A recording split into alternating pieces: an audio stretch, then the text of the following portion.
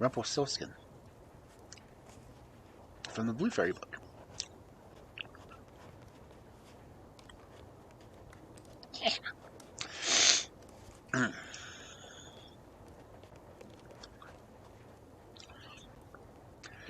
There was once upon a time a poor miller who had a very beautiful daughter. Now, it happened one day that he had an audience with the king, and in order to appear as a person of some importance, he told him that he had a daughter who could spin straw into gold. "Now that's a talent worth having," said the king to the miller. "If your daughter is as clever as you say, bring her to my palace tomorrow, and I'll put her to the test." When the girl was brought to him, he led her into a room full of straw, gave her a spinning wheel and a spindle, and said, "Now, set to work and spin all night till early dawn. If by that time you haven't spun the straw into gold, you shall die." Then he closed the door behind him and left her alone inside.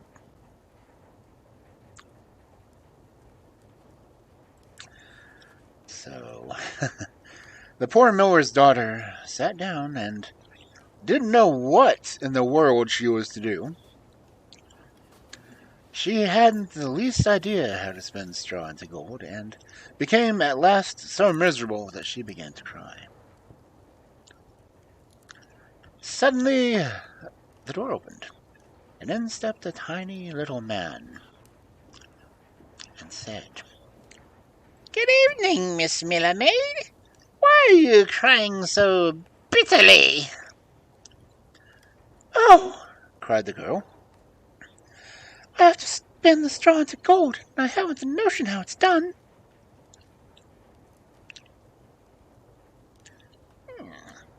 "What will you give me if I spin it for you?" asked the manikin. My necklace," replied the girl. The little man took the necklace, sat himself down at the wheel, and whir, the wheel went round 3 times, and the bobbin was full. Then he put on another, and whir, the wheel went around 3 times, and the second, too, was full. And so it went on until morning, when all the straw was spun away, and all the bobbins were full of gold. As soon as the sun rose, the king came, and when he perceived the gold, he was astonished and delighted, but his heart only lusted more than ever after the precious metal.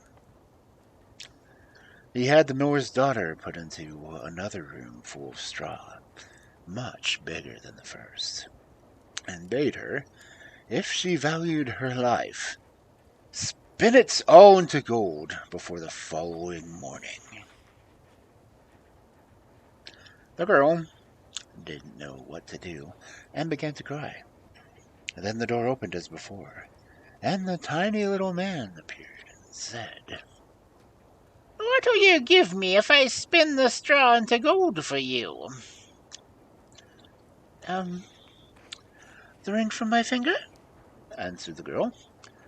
The manikin took the ring, and whir, round went the spinning wheel again, and when morning broke he had spun all the straw into glittering gold.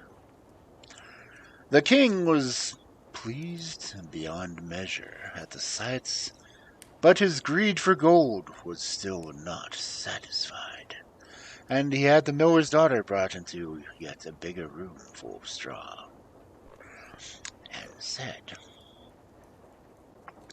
"You must spin all this away into the night, but if you succeed this time, you shall become my wife." She's only a Mildred's daughter, it's true, he thought, but I couldn't find a richer wife if I were to search the whole world over. When the girl was alone, the little man appeared for the 3rd time. and said, What will you give me if I spin the straw into gold for you once again? I've nothing more to give, answered the girl. Then promise me you and your queen will give me your first child. Who knows what may happen before that? Thought the miller's daughter. And besides, she saw no other way out of it. So she promised the manikin what he demanded, and he set to work once more, and spun the straw into gold. When the king came in the morning and found everything as he had desired, he straightway made her his wife, and the miller's daughter became a queen. When a year had passed, a beautiful son was born to her, and she thought no more of the little man, till all of a sudden, one day, he stepped into her room and said, Now give me what you promised.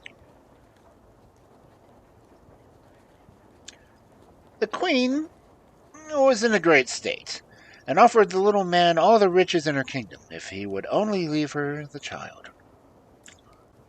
But the manikin said, No, a living creature is dearer to me than all the treasures in the world. And then the queen began to cry and sob so bitterly that the little man was sorry for her, and said, I'll give you 3 days to guess my name. If you find it out in that time, you may keep your child.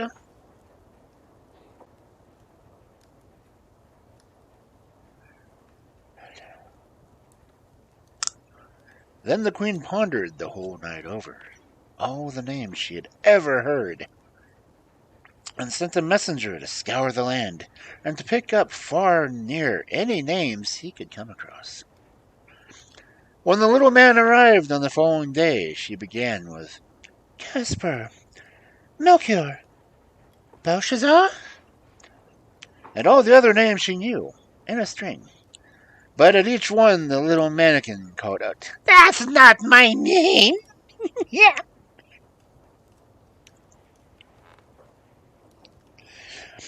The next day she went to inquire the names of all the people in the neighborhood, and had a long list of the most uncommon and extraordinary names. And then the little man, when he made his appearance, Is your name perhaps Sheepshanks, Crookshanks, Spindleshanks? but he always replied, Yeah, that's not my name.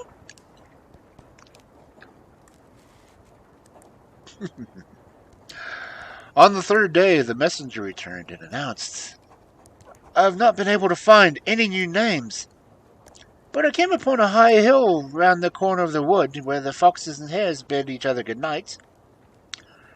I saw a little house, and in front of the house burned a fire, and around the fire sprang the most grotesque little man, hopping on one leg and crying, Tomorrow I brew, today I bake, and when the girl comes I'll take it. For little deems my royal dame, the Rumpelstiltzkin is my name.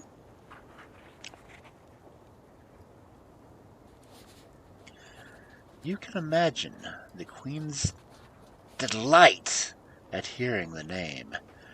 And when the little man stepped in shortly afterward and asked, Now, my lady queen, what's my name? She asked first, Is your name Conrad? No. Is your name Harry? No. Is your name perhaps Rumpelstiltzkin? Some demon told you that! Some demon has told you that! Screamed the little man, and in his rage drove his right foot so far into the ground that it sank up to his waist. Then, in a passion, he seized his left foot with both hands and tore himself in two.